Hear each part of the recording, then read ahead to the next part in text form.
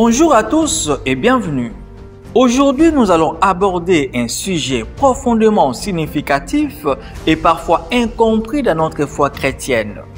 Nous allons essayer de percer les mystères de la descente de Jésus aux enfers, une affirmation de notre credo qui suscite souvent des questions pertinentes et des réflexions profondes. Cette réflexion a été inspirée par la question d'un fidèle. Mais mon père René Komba, pourquoi Jésus est-il descendu aux enfers, lui qui n'avait pas péché? Et qu'est-ce qu'il est allé accomplir pendant cette descente aux enfers? Vraiment, chers frères et sœurs, c'est un sujet captivant que nous allons examiner ensemble, n'est-ce pas, non? Alors, qu'est-ce que cela veut dire, les enfers? Donnons une définition théologique des enfers.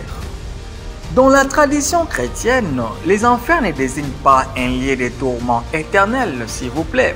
C'est plutôt le séjour des morts, un état un lieu où les âmes des défunts attendaient la rédemption apportée par le Christ. Vous voyez, ce n'est pas encore fini. Allons-y pas à pas.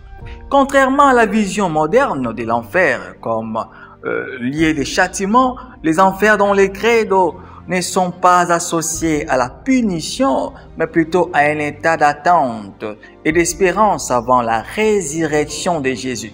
Maintenant, répondons à la question, pourquoi Jésus, lui qui n'avait pas péché, est descendu aux enfers? Abordons cette question fondamentale dans un contexte biblique et théologique. Selon la tradition chrétienne, la descente de Jésus aux enfers fait partie intégrante de son œuvre rédemptrice. Cette étape, bien que moins connue, est cruciale pour comprendre les mystères pascals. Elle est mentionnée dans plusieurs textes bibliques, notamment dans 1 Pierre 3,19. Cette descente symbolise la victoire de Jésus sur la mort et le péché. Elle annonce la libération et l'ouverture des portes du ciel aux justes qui étaient auparavant dans l'attente du Sauveur. Ainsi, par sa descente, Jésus complète son œuvre de salut en offrant la rédemption non seulement aux vivants, mais aussi aux morts. Mais que s'est-il passé durant la descente aux enfers? Quelles sont les activités de Jésus aux enfers? Durant sa descente aux enfers, Jésus n'est pas resté passif. Selon différentes interprétations théologiques, il a proclamé la bonne nouvelle aux âmes qui étaient en attente.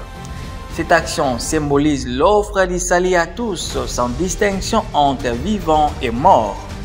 Cet événement marque un tournant décisif dans l'histoire du salut.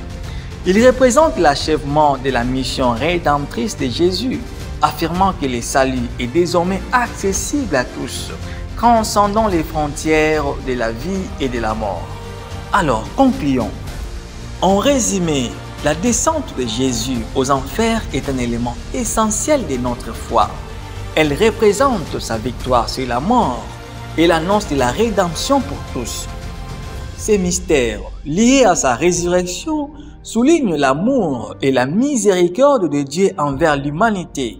C'est un pilier de notre espérance. Je vous invite donc à méditer sur ces mystères profonds de notre foi. N'hésitez pas à poser vos questions ou à partager vos réflexions, peut-être dans un groupe WhatsApp de discussion ou dans les commentaires ci-dessous. Ensemble, approfondissons notre compréhension de ces vérités sacrées. N'oubliez pas, surtout n'oubliez pas de vous abonner et de liker cette vidéo. Que Dieu vous bénisse tous. Ciao. Ciao.